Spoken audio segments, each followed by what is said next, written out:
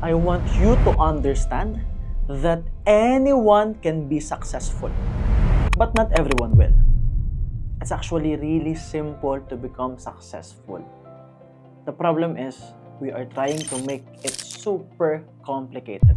And with my experience, building businesses for more than 18 years, generating a total revenue of 9 digits per year with my brands, transforming the lives of people in the process from zero to multi-millionaires, from millionaires to having more freedom in life, more passion, more fulfillment. And I was so privileged to be able to help billionaires have a well-rounded will of life. I was able to mentor thousands of people already. And I realized that success is actually really simple. So right now, I'm going to share with you the 3-step process to success. Step number 1 is define success. Of course, bago ka makarating sa success, kailangan meron kang definition at malinaw yung definition mo. And for most people, this is where things get complicated. People don't understand that success is a journey. It is not an endpoint. So most of the time, we are trying to overcomplicate our own definition of success. Well, in fact, pwede nating simulan kahit saan. And since success is a journey, it may change from time to time. It may grow, it may improve. Ang mahalaga lang, we are moving towards the right direction. But understand this. You will only be pointed towards the right direction if you have a destination. And our destination is success. But you have to define success for you. Step number 2, eliminate the obstacles. Dito nagkakaproblema yung marami. We can't identify obstacles. We don't know how to recognize patterns. Hindi natin maintindihan yung sarili natin kasi baka hindi natin kilala yung sarili natin. So most of the time, lumalabas agad yung obstacles simply by defining the success. Yung tipong nagve-visualize pa lang tayo, nagkikreate pa lang tayo ng vision, nagsaset pa lang tayo ng goals, sobrang komplikado na, nahihirapan na tayong gawin. And that's one of the major obstacles that we have. Not to mention, kapag hinarap natin yung iba't ibang obstacles, nadadagdagan pa ng bagong obstacles. Nadadagdagan pa ng challenges and struggles. We tend to be too emotional. Tapos natatakot tayo, tapos nagka-self-doubt tayo. At sobrang daming obstacles pa yung lumalabas. At dyan nakakaroon ng maraming problema ang maraming tao. But I want you to focus on the 3-step process. Right? Because step number 3 is take action consistently. Guys, ganun kasimple. Just define success, eliminate the obstacles, and take action consistently. At kailangan nyo maintindihan, success can be boring. You just have to develop skills. And in terms of developing skills, you have to do things over and over a period of time. Kaya nga lagi ko sinasabi, ang success dumadating sa point na nagiging boring na siya. Kasi kailangan mong gawin yung mga bagay-bagay pa ulit-ulit. Especially pag naiintindihan mo talaga. Kailangan mong gawin ang isang bagay pa ulit-ulit. Especially pag naiintindihan mo na talaga ano yung success at paano magiging successful. Pag nag-sink in na sa'yo, na 3 steps lang yung kailangan mo. You have to know how to build systems and structures. And in order to do that, again, you have to do something repeatedly ng sobrang tagal. You have to do things over and over a period of time. So it takes a lot of repetition and it takes a lot of time. And it tends to become really boring. Ang success, kailangan lang nasa tamang proseso ka, you are moving towards the right direction pa ulit-ulit over and over. But the problem is, again, we don't have a destination. We can't even define success because we don't know who we are. So lahat ng obstacles, lumalabas yan, step 1 pa lang. Pag nalampasan mo yung step 1, step 2, napakarami na. At yung iba, hindi na umaabot sa step 3. It's because hindi tayo makapag-take ng action consistently kasi hindi natin alam yung gagawin natin. So let me share with you a framework that will help you become successful. Ano ba yung dahilan? Bakit nahihirapan tayong i-apply yung 3 basic steps? So I want you to imagine 3 circles. And most of the time, nagsisimula tayo sa dulo. So this is the 3S framework. I can actually remember hundreds of moments in my life where I'm too focused on strategies. Masyado ako nakafocus sa pag-over-strategize. Masyado ako nag-overthink. Ano ba yung gagawin ko? Paano ko ba gagawin? Ano ba yung strategies? Ano ba yung skills na kailangan ko? Paano ba ako yayaman? Saan ako kukuha ng pera? And the list will go on and on. Because of that, nalilito rin ako kasi hindi ko pa nga kilala yung sarili ko. Hindi ko alam yung gagawin ko. So it will create a story. And that's number 2. Because of wrong beliefs, because of wrong patterns, because of self-doubt, because of fear. Kung ano-ano yung story ang pumapasok sa utak ko. And because of the story I have in my mind, because of the story I always say towards myself, nagkikreate siya ng hindi magandang state. I am now in a very negative state at dyan ang gagaling ang decisions ko. So I want you to look back in a moment in your life na masyado kang nag-overthink at nag-overstrategize. Maybe you are already doing that habang nagkakwento ko. And maybe you are overthinking right now. Gusto ko rin balikan mo yung mga negative stories na umaandar sa utak mo. For example, kung magbebenta ka ng produkto, di ba? Tapos, kinakabahan ka. Tapos, ang tingin mo sa sarili mo, hindi ka magaling. Because of past negative experiences. Tapos, nag-over-strategize ka, ano yung script, ano yung sasabihin mo, ano yung natutunan mo, and all that. Tapos, hindi maganda yung kwento mo. And because of that, hindi maganda yung nararamdaman mo, you are in a negative state. What will happen to the sale? Marereject ka. And it will create another story. It will just add to the evidences na hindi mo kaya, which will support the negative story that you have towards yourself. Pag may sisimulan kang negosyo, you are over-strategizing. Compute ka ng compute, hindi mo pa nga nasisimulan. Tapos, yung mga tao sa paligid mo, hindi ka rin sinusuportahan. What will happen is you will create a negative story in your mind, paulit-ulit kang nagfa-fail. Ano yung iba't ibang ways paano ka magfa-fail? All the dumb ways you will actually fail. And then what? You will be in a really negative state. So, ano mangyayari sa actions mo? Ano mangyayari sa behaviors mo? Hindi rin maganda. And that's the main reason why we can't follow a simple 3-step process to become successful. It's because we're too focused on the strategies. We have a negative story, and we have a negative state. So, ano ba yung tama? Simulan natin sa state. Now, I want you to remember a moment in your life. You are in the zone. You're confident. You're happy. You're grateful. You're not focused on the strategy. And maybe, you are in a good state because you are prepared. Maybe, marami ka nang nalampasang problema, pagsubok. Kaya sabi mo sa sarili mo, I'm gonna choose gratitude today. I'm gonna appreciate myself today. I'm gonna be really happy today. And at some point, naranasan natin yan. Yung tinatawag natin na ideal day. Saan nagsisimula yun? Diba sa state, we are in a great physical, mental, and emotional state. What happens to our story? Ang umaandar na story sa utak natin, yung vision, yung goals natin, yung pangarap natin, yung magagandang bagay na pwedeng mangyari ngayon at sa future. And guess what? Kahit anong strategy yung i-apply mo, di ba gumagana? So, ang purpose ng strategy is to 2x and 10x the possible results. Because since you are not over-strategizing, you are creating massive results. I actually started my career, my business, when I was 16. It all started with a negative state. Sir MJ, pwede pala yun. Yes! You can use your own pain as leverage. Yung nanay ko single mom, guys. Na-scam kami ng 2.5 million nung 16 ako. Dumating sa point na negative 2.5 million kami kasi may na-recruit si mama. So, ang nangyari guys, lubog kami ngayon sa utang. First time ever, nakita ko yung nanay kong umiiyak. Yung nanay ko, single mom, iniahon niya kami sa hirap, hinahangaan ko siya. Siya yung nag-angat sa pamilya namin. Tapos ngayon, makikita ko siyang umiiyak. Hindi ko yung kaya. I told myself, enough is enough. I hate this feeling. I hate this situation. I wanna change. Ayoko na ng ganitong buhay. That's when I decided, I don't care anymore. I don't know how, I don't know when, I don't know what the fuck I'm supposed to do. All I care about is I will become a millionaire. Hindi ko inisip kung paano. Hindi ako nag-strategize. Ang nasa isip ko lang, magiging milyonaryo ako with absolute certainty. I'm really certain na makakarating ako doon. At ang storya ko sa utak ko, paano ko mapapangiti yung nanay ko pag milyonaryo na ako?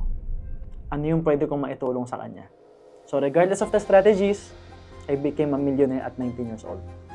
And little did I know, I was actually using this exact framework.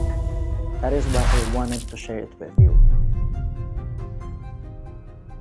Sir MJ, bakit ganon? Pag sinasabi mo parang andali niyang gawin. I'm here to tell you, hindi siya madaling gawin. Napakahirap niyang gawin, pero simple lang siya. Kasi kung i-analyze mo, napakaraming tao ang hindi umaabot sa success. Napakaraming tao namamatay na lang nang hindi nila nakuha yung pangarap nila. At napakarami ring tao na buhay pa pero patay na yung pangarap nila. So bakit nga ba namamatay yung pangarap natin? Ano ba talagang sumisira? Diyan napapasok yung obstacles. Number 1 is you don't know who you are. Alam na alam natin yan. Alam mo yung storya ng artista, kilala mo lahat ng bayani, kabisado mo yung movie, yung bida doon sa anime, yung paborito mong character, paborito mong artista, pero hindi mo kilala sarili mo. And because you don't know who you are, you probably don't appreciate who you are. Number 2, you don't know what you want. And since hindi mo alam yung gusto mo, you don't know what to do. That's number 3.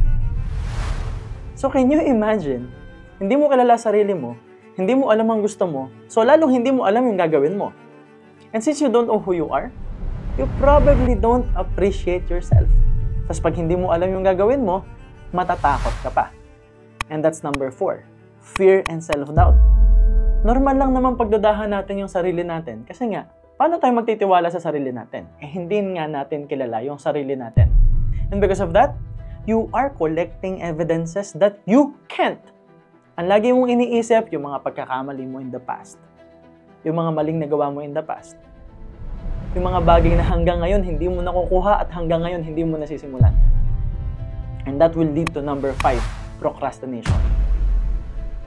Takot ka na nga, tapos nagdududa ka pa sa sarili mo. And because of that, tatamarin ka na. Mamaya na lang, bukas na lang, next time na lang, next year na lang. And it will become a pattern. And it will lead to poor beliefs. So, ang mangyayari, hindi mo kilala sarili mo, so wala kang tiwala sa sarili mo, and you will have poor beliefs. Poor beliefs about yourself, about the people around you, your business, your career, the possibilities. So, masisira yung model mo ng mundo. Number 6, wrong beliefs. So just imagine, you don't know who you are, you don't know what you want, you don't know where you want to go, you don't know what to do, you have self-doubt, you have fear, you will not try something new in your life, you will not move forward in your career, you will procrastinate. So what will happen is, yung paniniwala mo about your career, about yourself, about other people, about your country, hindi rin magiging maganda. Magkakaroon ka ng poor beliefs about almost everything in your life, which will create a downward spiral loop. That's number 7. You will have wrong patterns of thoughts, emotions, and actions. Makakapag-build ka ng maling programa at habits, which will lead to wrong decisions, and more mistakes, and more doubt about yourself, and more poor beliefs. And number 8, environment. Hindi mo ngayon alam kung saan mo ilalagay yung sarili mo. And understand that environment is more powerful than willpower. So even if you are trying to change your life, even if you are decided right now, if you are in the wrong environment, if you are in the wrong community, ang bilis bumalik sa old patterns. It's actually really easy to go back to the old self.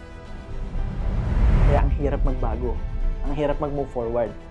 Number 9 is misalignment. Hindi aligned yung utak mo sa puso mo. Yung utak at puso mo hindi nagkakasundo.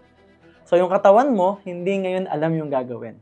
There are times na yung utak mo nasa pangarap, yung puso mo nasa ex mo.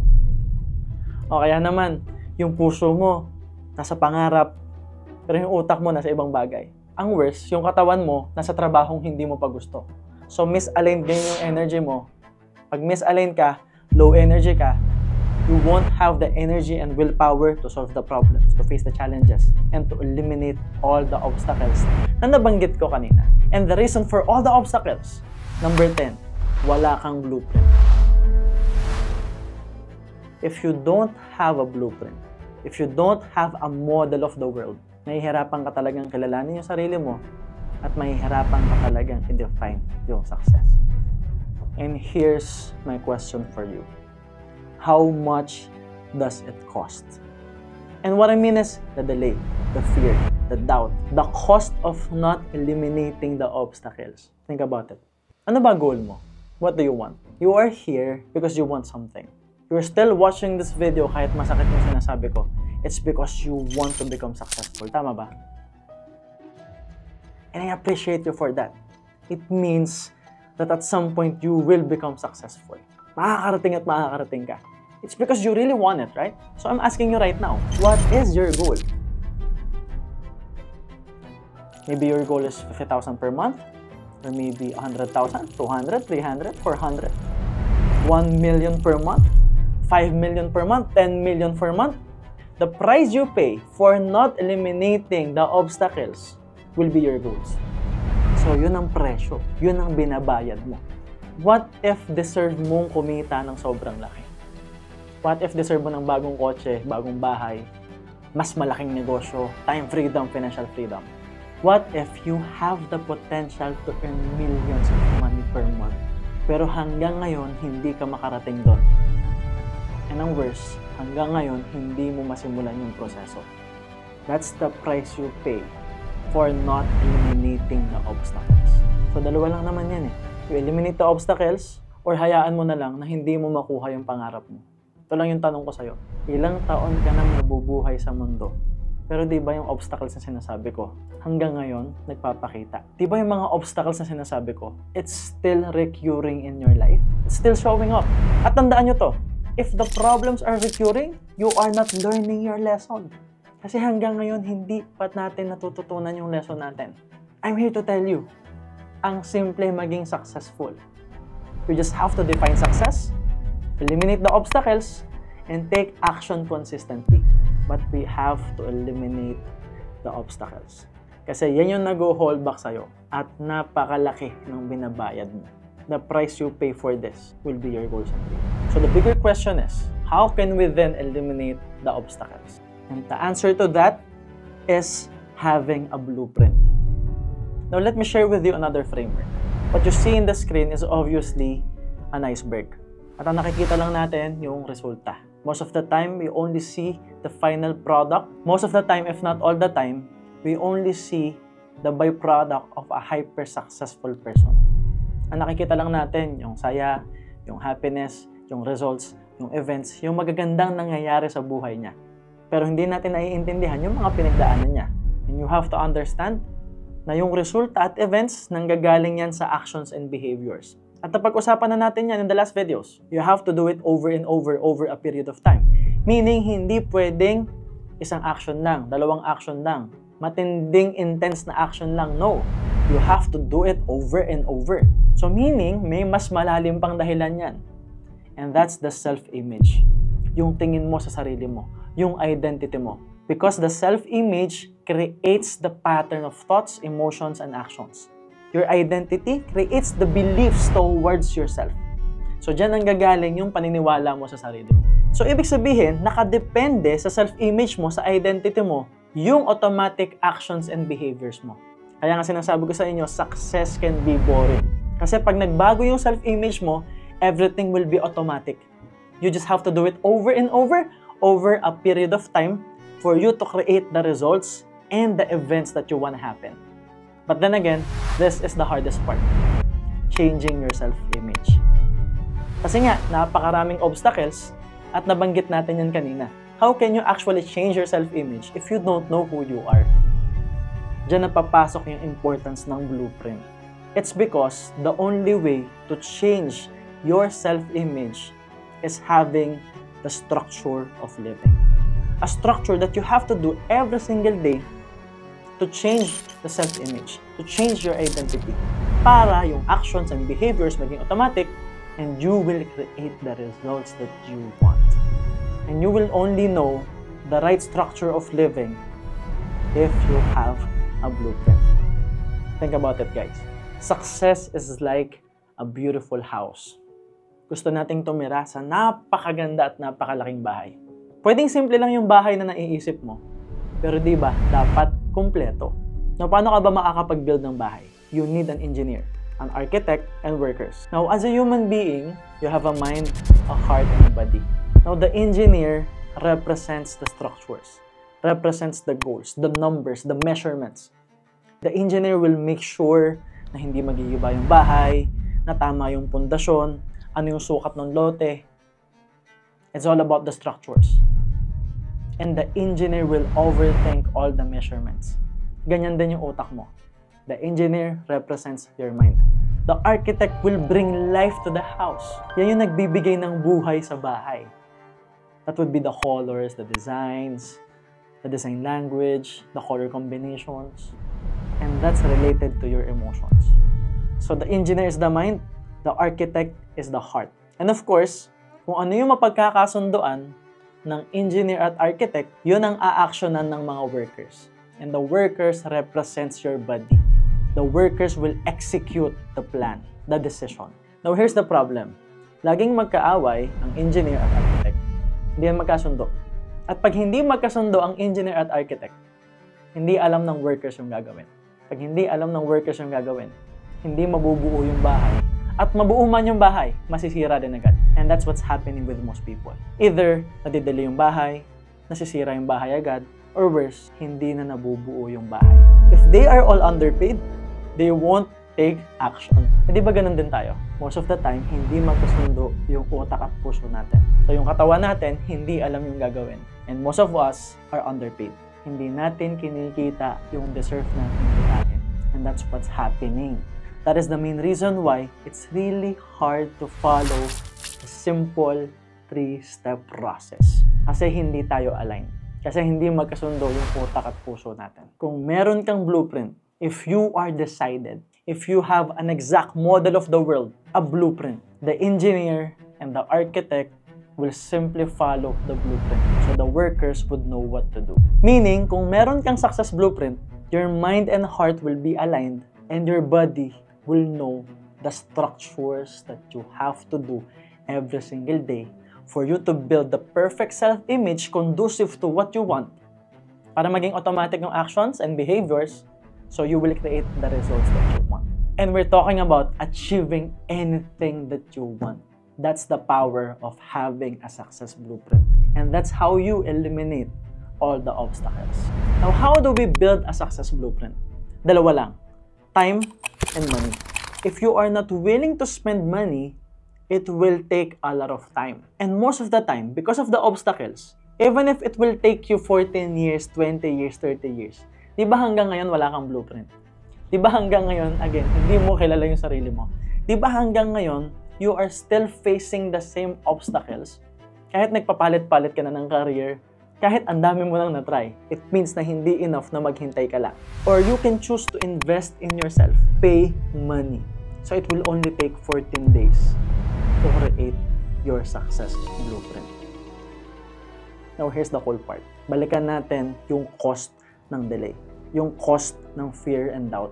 Balikan natin magkano yung binabayad mo at magkano yung potential mo pang ibayad at isakripisyo for not eliminating the obstacles, for not having a blueprint. Habang wala kang blueprint, you are paying time, energy, willpower. At sinasakripisyo mo yung pangarap at goals mo na pwede mo sanang makuha. Pero pag may success blueprint ka na, lahat ng goals mo makukuha mo. All you need to do is to take action and spend time on it. And again, magkano sa tingin mo yung cost nun? It can be millions, right? Ito yung good news. You don't have to pay me millions of money to teach you the success blueprint. Actually, ginawa ko yan. The success blueprint is 18 years of my experience. The learnings from my mentors, which I paid millions of money, by the way. I actually invested a lot of money in myself. And now, I want to share with you my greatest discovery, the success blueprint. Una, this is an online course. So, pwede siya kahit kanino at kahit nasaan ka. And you can watch and listen as much as you want, anywhere you want. Because it's an online course. Number 2, you will gain access to the most powerful workbook that will guide you in creating your success blueprint. Meaning, I will co-create your success blueprint with you. Number 3, you only have to spend 30 to 45 minutes daily. So kahit busy ka, pwedeng-pwede to sa'yo. Actually, kung busy ka, mas makakatulong to sa'yo kasi ituturo ko rin sa inyo yung structures, di ba? Number 4, we have an exclusive community. Mga taong kagaya mo na gustong maging successful, at ang good news, yung iba dito, successful na, mayaman na, kumikita na dahil sa Success Blueprint. And they can actually share their experiences, their learnings, their takeaways. And the best part is we have mastermind sessions. Every month, we will have an online mastermind session kasama yung mga students, and I will be there as the host. Meaning, meron kang coaching opportunity with me. And for only 8,000 pesos, guys. For only 8,000 pesos. Yan yung magiging benefits mo. So imagine, if you will get the 90 days access na naka-promo, that will be 3 mastermind sessions. Guys, ang isang mastermind natin, ang isang coaching natin is 100,000 per session. This means you get 300,000 value sa mastermind pa lang. May community pa, may workbook pa, may online course ka pa. And what if you're like most of our students? 3 days pa lang, 5 days pa lang, 1 month pa lang, may resulta na. Ganyan ka-powerful ang Success Blueprint. All you have to do is to decide right now. If you are really committed to become successful, here's how you enroll. Just visit www.successblueprint.ph. You can watch all the videos there, you can read, or you can simply click Get the Course Now and proceed with your payment. If you want to pay through credit card, just choose PayPal or send it online payments. If you want to pay through GCash or Paymaya, you can choose send it online payments. And if you need assistance, please contact our support team, and I'm going to be putting their links in the description below. Tandaan nyo lang guys that all I want is for you to become successful in life and for you to reach the next level success.